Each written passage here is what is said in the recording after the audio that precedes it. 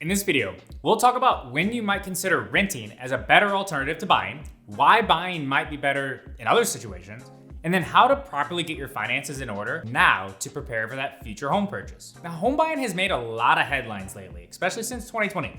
Many people are buying earlier than anticipated, in part because mortgage interest rates were relatively low and because people want more room for remote work. These factors have made it tempting to get a little more space, and sometimes buying is the best route for that. Now, there's no denying that owning a home can be pretty great.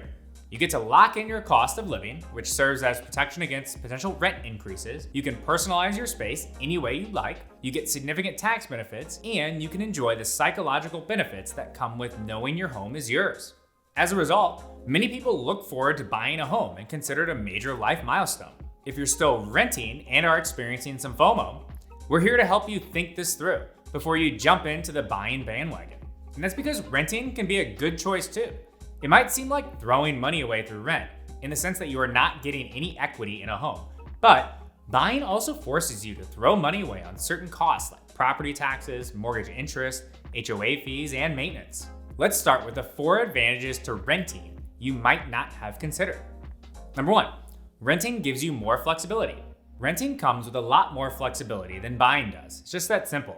If you need more space, you can rent something bigger. If you want to downsize, you can rent something smaller. You can move to take a new job, and you can switch school districts really easily.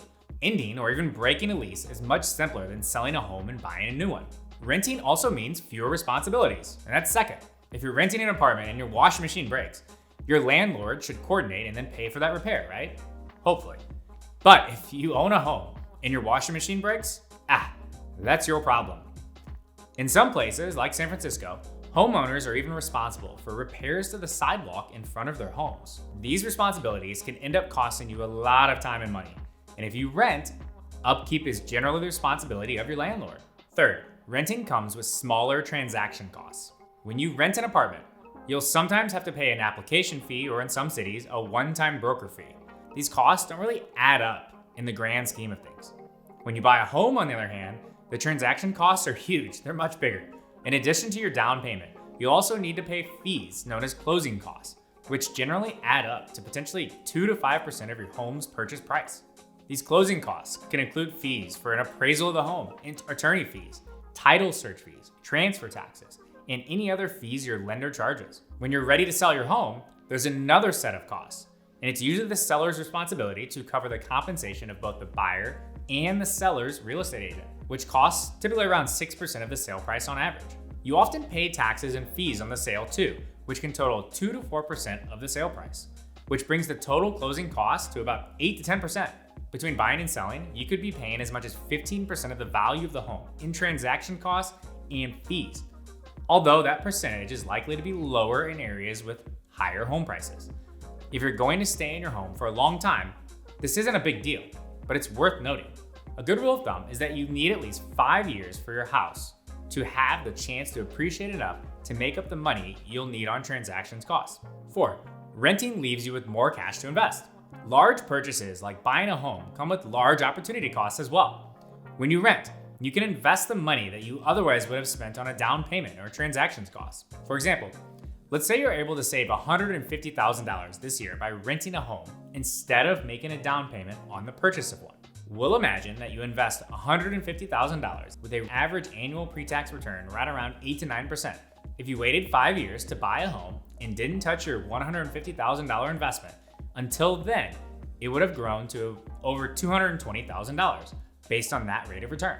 That said, if you invest the money you'll need for a down payment, particularly over the short term, you should be prepared for the possibility that it could decrease in value. Markets behave unpredictably in the short term, which is why we recommend investing only for the long term. While we're at it, hit subscribe, turn on notifications, follow along as we produce content every single week just like this. Now, let's talk about the factors that support why buying actually might be better than renting in certain cases. First off, buying a house can build equity. While buying a home to live in shouldn't be viewed strictly as an investment, home buyers can capitalize on the equity for the difference between the home's value and what's owed on the home, and that accumulates over time. If your home value goes up, you'll earn more when you sell. Plus, with a fixed rate mortgage, you won't have to worry about rising rents. Interest rates have been pretty low since 2020, that borrowing money is pretty inexpensive. if you can qualify for a home and then build some equity, that ultimately makes more sense than renting in certain cases. But a home purchase is a big commitment, trust me, and you likely won't accumulate a large amount of equity right away unless the housing market skyrockets. Instead, you'll build equity as you make monthly payments and then reduce your outstanding mortgage balance over time. If you decide to sell in the first few years, you may not receive this benefit. Tax implications. Another factor for prospective buyers to consider is the potential tax benefits. If you itemize deductions, you could lower your federal tax liability by taking the mortgage interest deduction. According to IRS publication 936, you can deduct home mortgage interest on the first $750,000 of your mortgage. Higher limitations, the $1 million, apply if you are deducting mortgage interest from indebtedness incurred before December 16, 2017. Deductions shouldn't be the sole deciding factor though, because your rent could end up being the same or less than the after-tax cost of homeownership. Third, home maintenance costs. Homes need repairs and maintenance over time, trust me. And when you're renting, these costs are generally the landlord's responsibility. When you're renting, if the HVAC system or refrigerator breaks, don't worry about it. The landlord has to fix it. On the other hand, as a homeowner, you'll be on the hook for those repairs and ongoing seasonal maintenance. And this can add up fast. Even if you're handy and plan to do your own upkeep like yard work, you might not be able to commit to this maintenance over time. Let's talk about how to save for a home. If you're renting right now and want some tips on how to best save and prepare for that future home purchase, start with your debt. Pay down debt. Strongly consider paying down any debt that you have outstanding. When you pay down your debt, you decrease your debt to income ratio, and this is a key input in determining the terms and interest rate for your mortgage. Your debt to income ratio is simply all of your outstanding debt payments in ratio to your pre-tax income. Most lenders calculate this on a monthly basis to get a better understanding of how easily you'll be able to make monthly payments on your mortgage in combination with all other debts. A good rule of thumb is that your total monthly debt payments should be less than 33% of your monthly pre-tax income. So when you apply for a mortgage, the lender looks at all of your debts, that's student loans, credit cards, auto loans, everything, and then calculates that ratio as one, if not the main factor when determining your eligibility for a mortgage. Once you pay down that debt, start improving your credit score. And those go hand in hand, right? Lenders use your credit score to assess the risk that they take on when giving you a loan, and then use it to determine whether you qualify for a mortgage and what interest rates you'll pay. A healthy credit score to get the best mortgage terms is typically about 740 or higher, so you should strive for that at a minimum. But how do you improve your credit score? Paying down debt is the biggest key. In fact, credit utilization, or basically the balance of all your debt in comparison to all of your available credit, contributes almost 1/3 to your credit score. So to simplify this, just focus on paying down as much of your debt as possible and then get the credit utilization rate as low as possible. If you don't know where to start, download an online credit monitoring service app right now. It's a completely free way to better understand and monitor your credit score. Lastly, budget wisely.